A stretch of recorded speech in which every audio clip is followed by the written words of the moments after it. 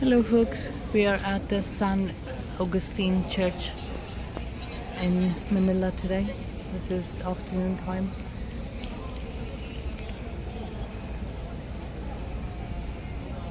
It's supposed to be a Baroque style church. It's built in the 16th century and apparently the only one that survived the war. The only one survived during Battle of Manila, 1945. Original structure. Oh, this is a UNESCO World Heritage Site as well. Church in the Philippines, a UNESCO World Heritage Site.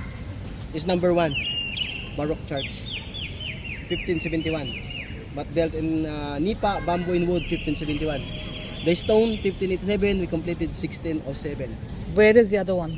Other one, for example, other city, Oh, it's another city. Bulacan.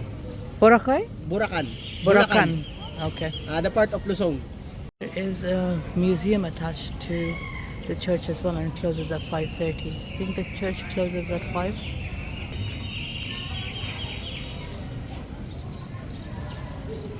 When the Spanish Augustinian, came, the first missionary came in the Philippines, yeah. 1565.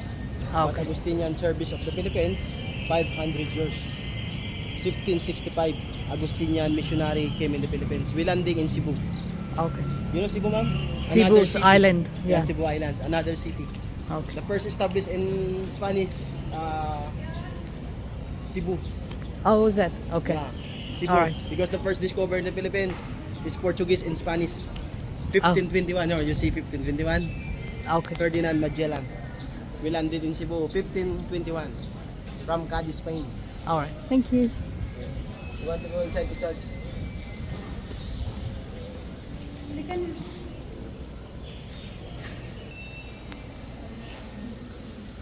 Was not expecting this to be so elaborate. It's beautiful.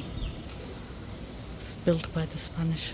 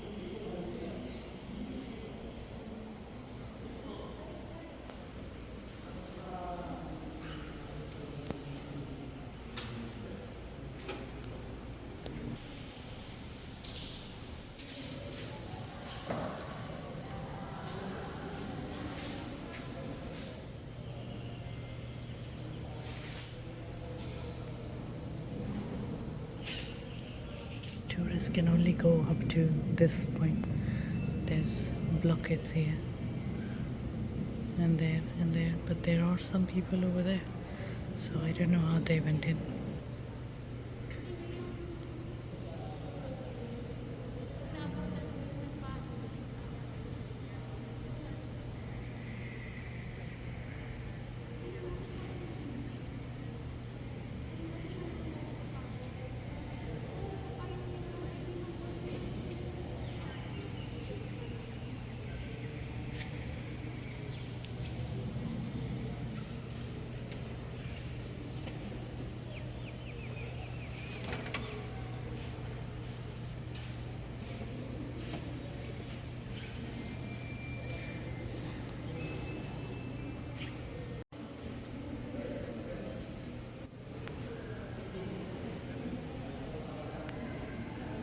But during earthquake 1880, one tower is collapsed.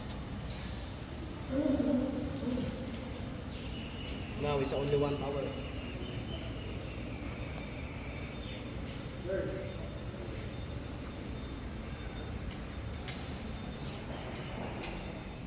From San Pablo. This is San Pablo.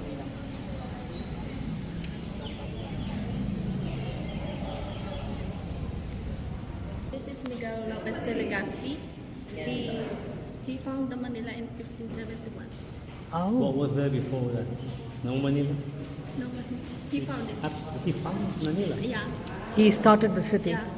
And this is Father Ordalita. So he is the successful navigator. So before him, there was nobody here. Yeah. Absolutely, it was empty. You believe it? Sure. And this is Is he the Spanish conqueror? yeah. Yes. Yeah. Oh, okay. So before the So Spanish before came, there was no Philippines here. Yeah, I think so. No, no, no. No, the Philippines were there. He just called the He city. came here, he said, called in Manila. Yeah, Yeah, and he changed the people to become Christians. yeah. Oh, this is Father Herrera. Mhm. So He's Spanish as he well? came here with Miguel Lopez de Legazpi. Mm. Yeah. In 1571. Yeah. The Augustinian friars, How define to me friar? What does a friar do? like priest, like that. Priest. Oh, okay. He's a priest. And what about the people sitting down? The missionary. He's the one who converted you missionary into and the Christian. people sitting down. And spreading the Catholic. To whom? These are the people who Yeah, were here the before. people, yeah. They were here before, yeah? Yes. Muslims, okay. Yes. So, yes, thank you so much. So, the leader of Manila before is She will explain Raha everything. Sulaiman. Was it? Raha Sulaiman. Rahat Sulaiman. Yes. And then Miguel Lopez de Legazpi talked to Raha Sulaiman so that slowly he could take over the management of Manila or Intramuros. So that's how he was able to get Intramuros. Yeah. So how did they manage to get Rahat Suleiman out? At first they were discussing until they did a duel where Ra Sulaiman was defeated by Miguel Lopez de Legazpi since Fighting? Yes, because Raha Oh, I see. Sulaiman Yeah. is 17 years old while Miguel Lopez de Legazpi is approaching his 70s, so he is a veteran soldier. So he knew how to defeat a 17-year-old. She is very good. Yes, yes. It's not difficult Yeah. to defeat a 17-year-old. Yes. Is it? No, but experience. But Rahat Suleiman, how did he become a leader at 17 years old? So mostly it's actually passed down from parents, like generation to generation. Otherwise, They I'll were go home and handing I'll forget. over the management of the whole village to their daughter or their son. So the gender actually does not matter. Really? Yes, it's daughter or son. They could actually Become the next leader. become the next leader for the whole village. So Manila was a village Yes, when this Spanish guy came yes. and brought the Christianity with this gentleman. Yes, they were the ones who brought Christianity. It's dominated with paganism or animism, as well as Islam and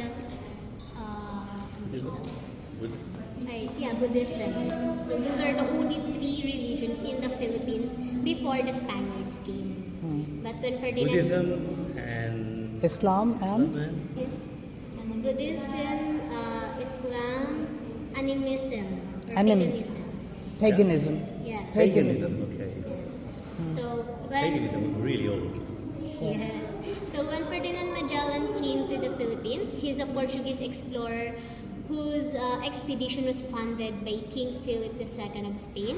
He was the one who converted the first two Christians of the Philippines, which were formerly Islam. They are Hara Amihan or Queen Juana and Raha Humabon or Don Carlos. The first, So they changed their name to yes, Christian. after they were baptized. yeah. Oh, they were baptized. Yeah. Yes. So for this room, this was the receiving area or the sala recibidor.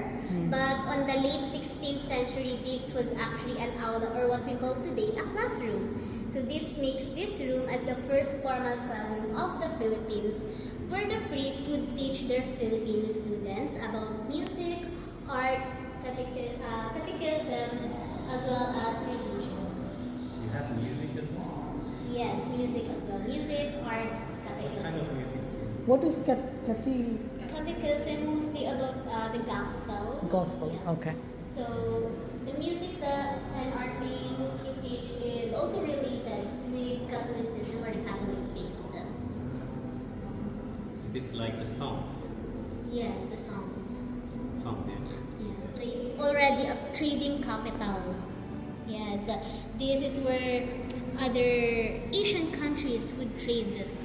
So that is why, if you notice, Filipinos often looks like Austronesians or Malaysians, Indonesians, because they are actually our ancestors, and Filipinos prior to the Spaniards are actually free to trade, migrate, and intermarry with other people from other countries. So that's why we often look like them. Because some Filipinos look a bit Japanese, Korean, so Yes. yeah. What was Manila called before it was founded by the guy outside? Called it Manila. The Spanish guy. Was there a different name, a local name, or was it always Manila? I'm not sure if it was called something else prior to the Spaniards, but when Ferdinand Magellan arrived in the Philippines, it was the feast of Saint Lazaro. So he called the islands of the Philippines, or the country of the Philippines, as San Lazaro. It was only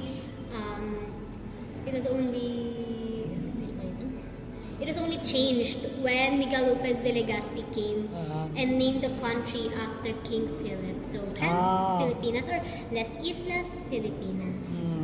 Islands of the Philippines. Yes.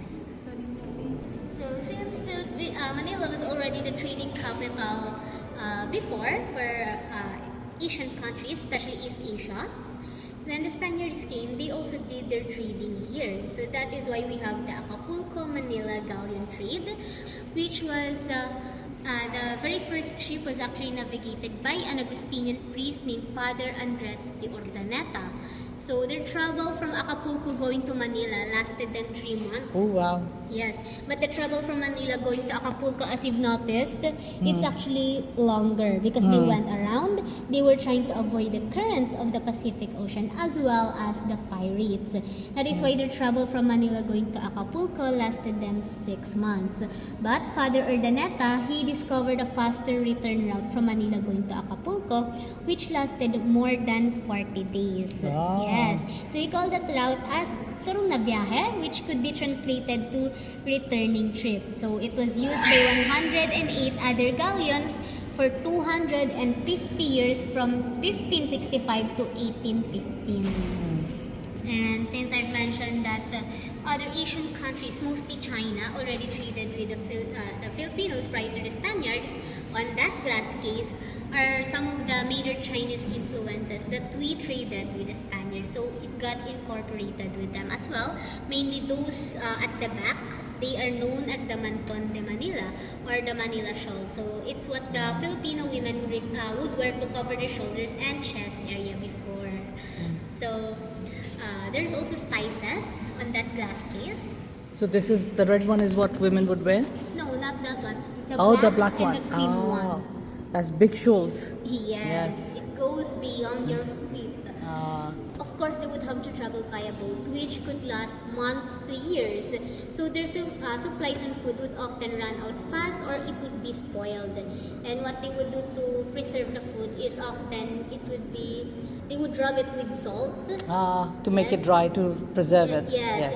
However, that is not healthy and they would often get sick from that. So, spices are actually important for them because this is what they would use later on to preserve their food, such as clove, nutmeg, ginger, pepper, and cinnamon, which the Spaniards discovered is quite abundant in the Philippines as well, since we trade those with other countries. Since pepper, as we all know, actually came from Indonesia. So we actually trade with Indonesians. That is why we have pepper. And what we trade with the Indonesians is actually cinnamon. Yes, because cinnamon is It's native. from Philippines. Yes, it grows in Camarines Sur and Mindanao. So Camarines Sur is in Visayas. So Philippines, it is made out of 3 major islands or or big islands, which is Luzon, Visayas, and Mindanao. There was a time when black pepper used to be very, very expensive. Yes, it is known as the king of spices before Yes. because it was so expensive. Yeah. If I'm not mistaken, before, if you have one sack of pepper, you can already exchange that with land. Oh, really? Yes. And then these are what the Spaniards gave to us in exchange of what we traded with them. Of course, since they were starting the Catholic faith or the Catholic religion in the Philippines, they gave us what we call the santo or the statues of saints. And they also gave us our first formal or official money in the Philippines, because before that, our money is actually just pieces of golds and silvers. But they were the ones who gave us actual coins, which is the silver coins known as the reales. This is the first formal money of the Philippines. So this, what the Spaniards did before, reales, their money is not only used in Spain. It is also used by countries that they colonized or took over, and that includes Mexico and Philippines.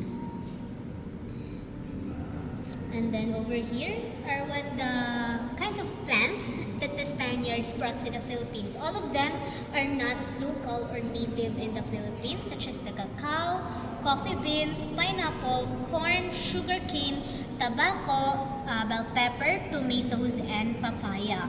However, even if pineapple is not native in the Philippines, Filipinos are actually the Philippines rather is actually the first country to utilize the leaves of the pineapples. Wow. Yes, we use the leaves to produce fiber or thread, which we often use to embroider or sew our national costume for women and men, which is the Barong Tagalog and the Filipiniana. Oh, wow. So in the Philippines, pineapple is called piña. And the clothes made of yes, it is piñana. Filipiniana. Piña. So, although again, pineapple is not native in the Philippines, we're the first one to utilize their leaves. And did you know during those times, pineapples are also very expensive. So during the barter trades, they could only get a few pieces, 4 or 5 pieces of pineapples on board. So all the rich families, the wealthy families would often fight to get their hands on a pineapple because everyone wants a pineapple. Yes. Because it's so rare. Yeah. If you have a pineapple at your home, it only means you are very, Very rich. You won over sometimes the bidding for the pineapple. So what other families did is they would rent the pineapple of another family so that they could display it on their fruit basket. And over here, these are the two of the oldest Bibles or Biblia of this church and convent. This one is from 1583. The other one is from 1609. And both of them are written using Old Latin language, which is now considered as a dead language. However, a lot of priests and seminaries actually can still read and understand Latin because it is required of them. So during the period of the Spaniards in the Philippines, Latin is actually used for the mass, the song, as well as in teaching. So everyone needs to know Latin if you are getting your education from the Spaniards. And during they are them. So they're actually the king and queen of Cebu, which is a neighboring city or kingdom, as referred before, of Mactan. So both of them are found in Cebu, which is in Visayas, middle of the Philippines. So after they were converted to Christianity, Queen Juana is known for her fondness of children. So she requested the image of baby Jesus to Ferdinand Magellan, which is now famously known as the image of baby Jesus or the Santo Niño de Cebu. But Ferdinand Magellan did not give the image to Queen Juana for free. It was actually in exchange of a small boat filled with gold, which Don Carlos gave to Ferdinand Magellan so that his wife, Queen Juana, could have the image of baby Jesus. So this is There is one like this in the church, the statue like that. Yes, that is similar, but that is not the Not Santo the Niño. No. It's a Santo Nino. Yes, both of them are Santo Niño or the image one is in the name has the Cebu because it is the image of baby Jesus of Cebu because it was first arrived in Cebu and stayed in Cebu. Oh, Yes. that Jesus in that. Yes, it is also Is the original still there in Cebu? Yes, it is still Oh. in Cebu, and this is actually the first statue of saint in the Philippines. The bombing of Manila. So, since it became their headquarters as well as a military hospital, those are two of the major reasons why the church and convent of San Augustine survived the bombing of Manila, where we were bombed 300 times daily by both the Americans and the Japanese. So everything inside Intramuros was turned to dust, but the church and convent of San Augustine stood still with minimal damages. Relaxing themselves before when they have time to spare. And as you can see, The monk. yes, the monks. And as you can see, we have a fountain at the middle of the garden. So fountains at the middle of a garden is like a signature or a trademark for the Augustinian congregation.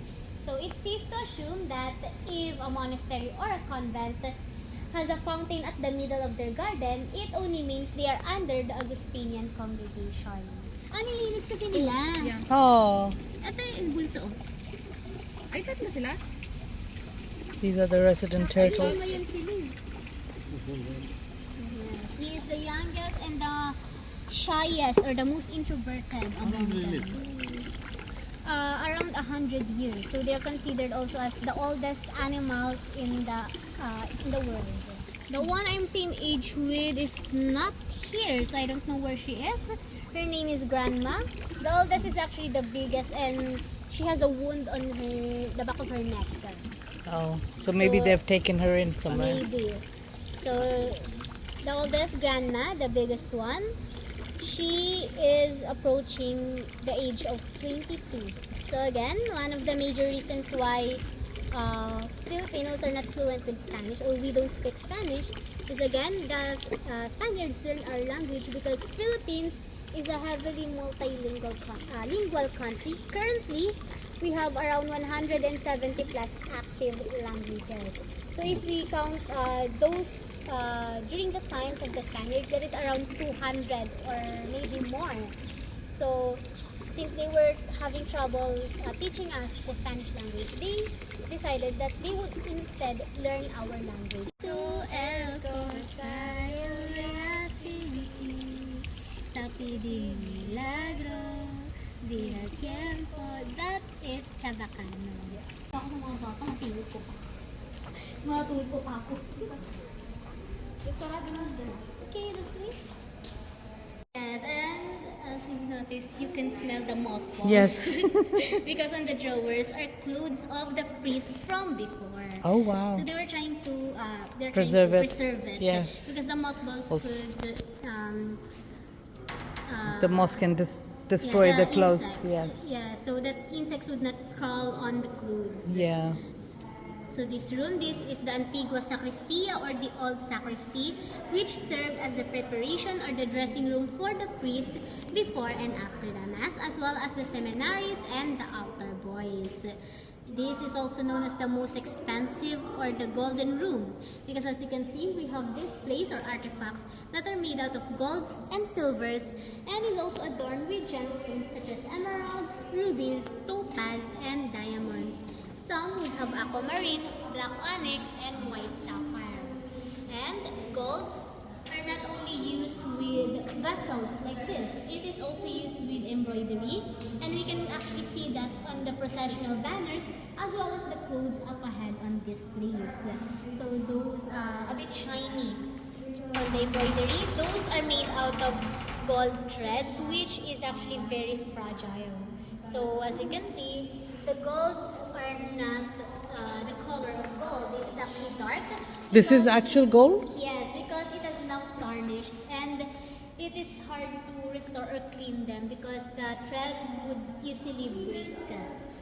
And then the paintings at the middle of these banners are the original oil and canvas from the 18th century. So these gemstones were brought by the Spanish or are they from Philippines? Like Some the of them are from the Philippines, some of them were brought to the Philippines. But most of the golds and silvers that they use actually came from the Philippines because Philippines is rich with natural minerals such as golds, silvers, and nickel. These are the clothes of the priests.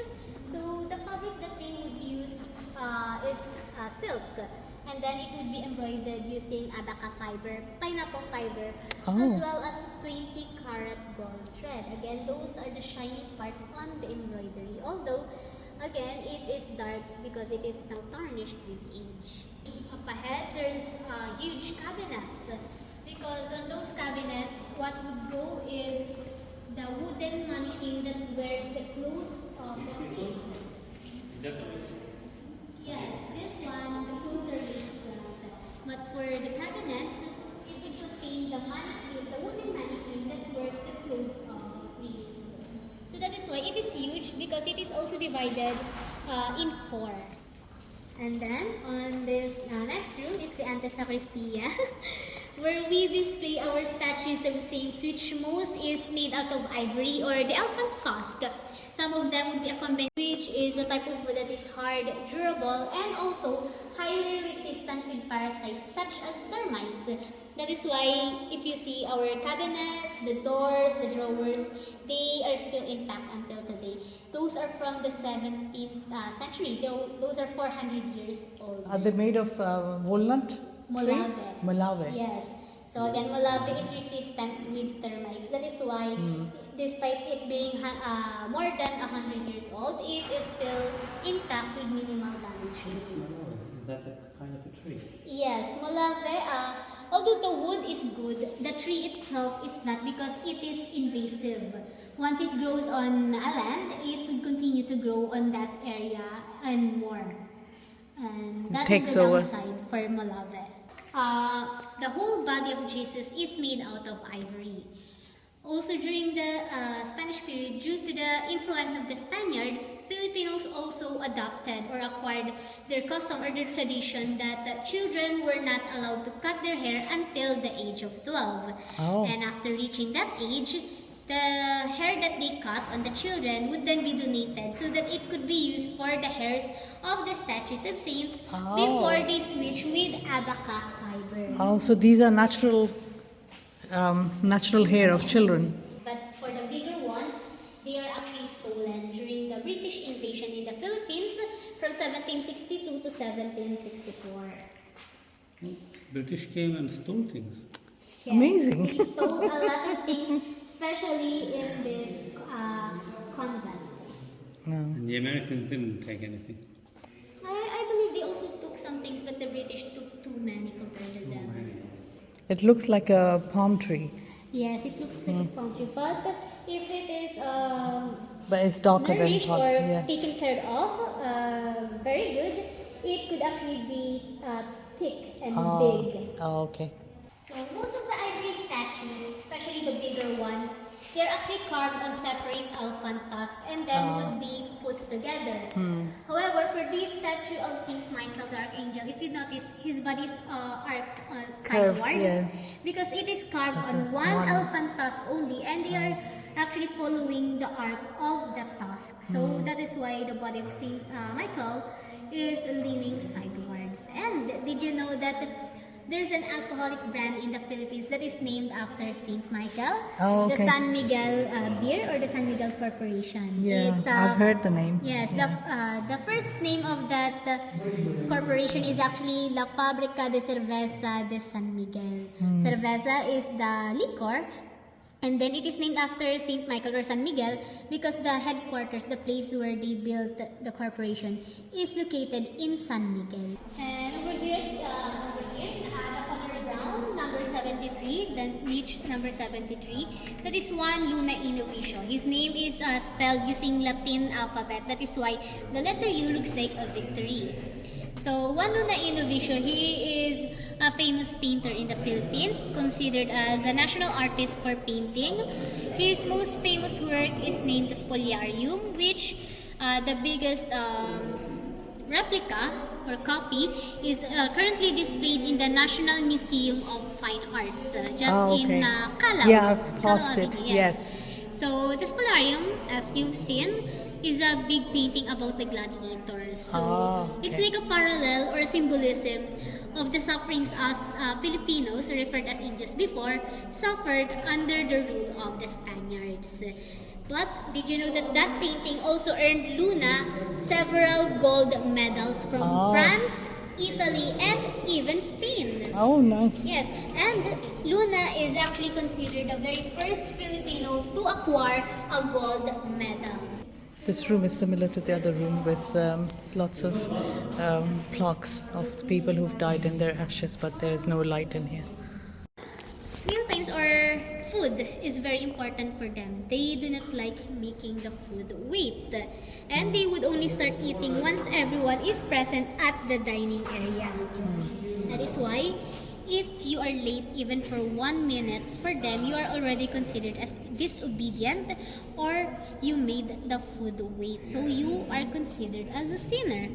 As well as if you sit facing someone else, as well as you talk to those beside you, because during meal times for them you have to be quiet. So if you disobeyed, you became a sinner. For meal times, instead of sitting at the table with them, you would be actually here at this corner called the castigo de la piedra, or the punishment of stone. So what they would do is they would be kneeling on this corner for 1 hour and 30 minutes. Yes, with half a piece of bread and their water. But that is after they confess their sins. Oh, wow. So the reason why That's they a long time, 1 hour, Yes. 30 minutes. So the reason why they have to be quiet during meal times is because there would be one person to be at that pulpit over there who would pray for them, discuss the gospel, as well as the rules of St. Augustine to everyone while they eat.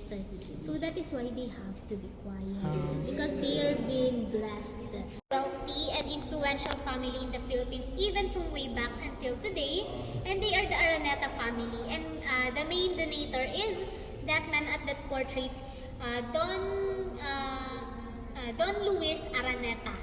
So Don Luis Araneta, he is a devout Catholic whose personal collection consists of religious artifacts, which he decided to donate to various churches and museums for safekeeping before he died.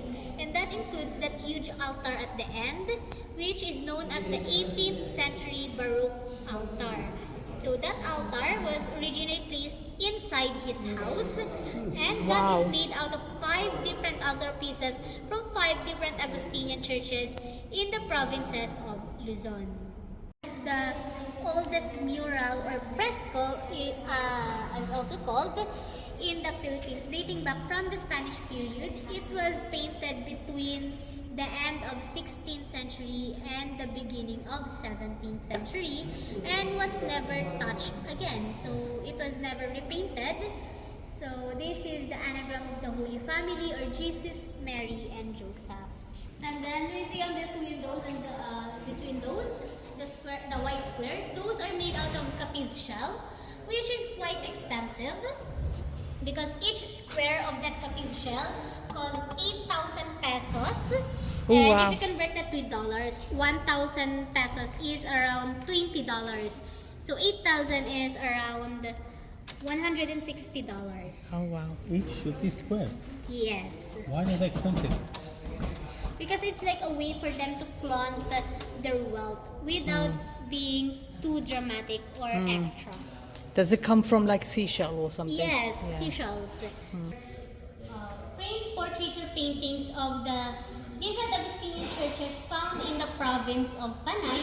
The next one would be in Cebu. There are also ones in La Union, Nueva Ecija, Ilocos Sur, Ilocos Norte, Tondo, and other parts in the Philippines.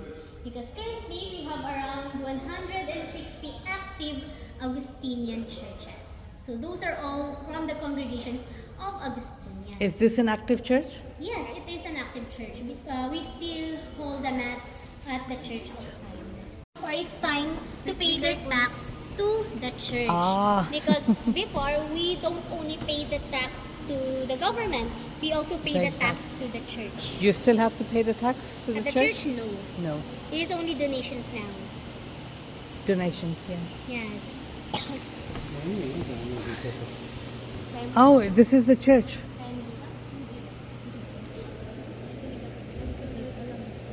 Is this the church we come into? Yes, this Yeah. is the church. So this area is the choir loft or the second floor of the church.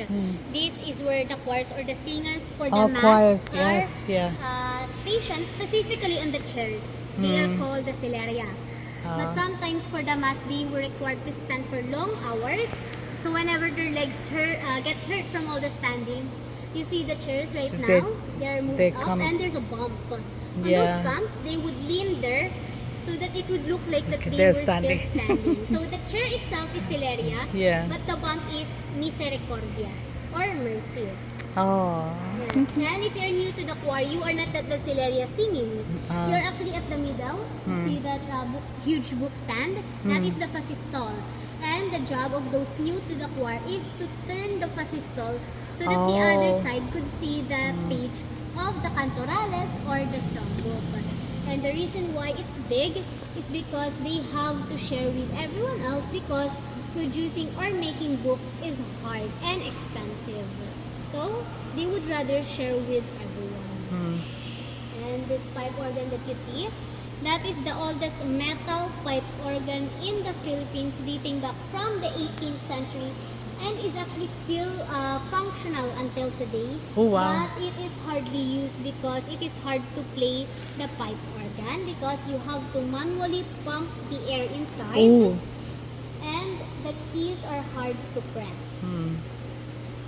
And then if you notice the ceiling of the church, from here it is much more evident that it's painted. But if you're actually down below at the church, the ceiling would look like that they were carved. Yeah, it does look like. Yeah. But it's painted. Yes, it is painted. So these types of paintings on ceilings, they are known as trompe-l'oeil or trompe-l'oeil. Ah, yes. Which is a French term that means to fool or deceiving the eye, referring to optical illusions or three-dimensional 3D. But during those times, 3D was not yet a thing, so there were no terms like that. So this was painted in the year 1875 and was slightly repainted or retouched on the year 2017. This was commissioned to two Italian artists named Cesar and Giovanni with the help of 6 Indios. As I mentioned earlier, Indios are the real locals of the Philippines. So it took them 18 months or 1 year and a half to complete the whole ceiling. And then When the we first chandeliers, came, it was closed down here. There was. yes, because some people would enter the church and would enter the museum through the church without paying for the entrance okay. fee. Oh, is this the museum? Is that the museum? There is entrance to the church from the church. So they close it so that people will go through the museum to pay for the museum and come out then. Yes. And as you can see, the chandeliers, those are all still the original ones from the 18th century coming from Italy. Coming from where? Italy. So he named his book as the Book of Medicines of this land, and he was able to discover around 200 medicinal plants.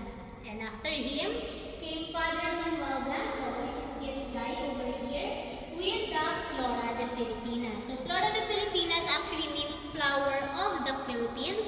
And Father Blanco, he was able to discover 1,200 medicinal plants.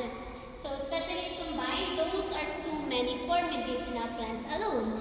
That is because during their times, they did not know the difference between the plants such as medical herbs, fruits, vegetables, spices, and flowers. For them before, every plant is a medicinal plant. And then over here, firstly, this one is the original manuscript, but this one is only a scanned copy of the original manuscript of the Flora de Filipinas that Father Blanco wrote in the year 1877. And then these two books are the written context of the Flora de Filipinas, where you can read how to cultivate or care for the plants, their benefits, as well as their medical uses.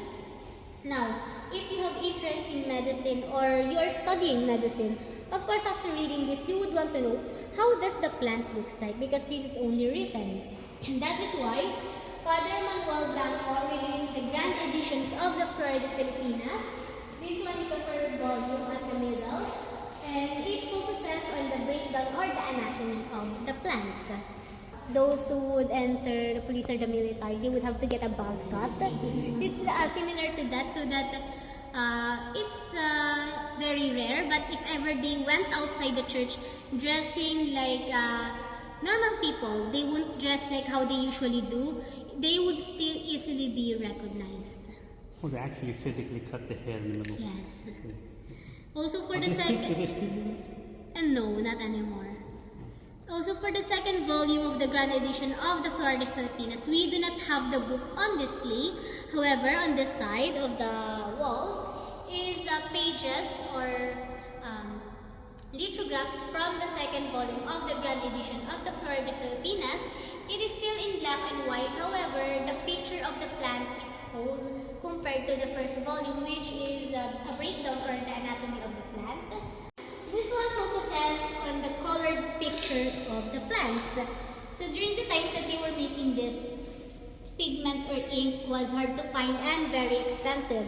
So what they did is they used the pigment from the plant itself to paint that plant. Oh wow. Yes, that is why we have 3 different painters for the Flora de Filipinas named Miguel Zaragoza, Virgilio Garcia, and Felix Hidalgo. All 3 in this one? Yes. Yeah. Do they still use the medicinal plants? Yeah. Mark Francis Go, Arturo Gubatina, Emilio Rivera, Robin Michael, I request tourist reference for Italy with Waldi. Nash feeding baptism is going on. Antonio, Merla de Marcos, Father Arnold, Father Joseph, Father Osilia, Father Leo, Father Polly, Raika Sanciano, at para sa lahat.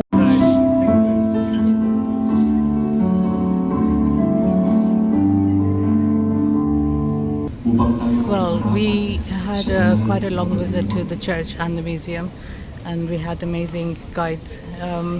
Like, subscribe, all the good stuff. I think the mass is starting, so it's quite, you won't be able to hear me anyway.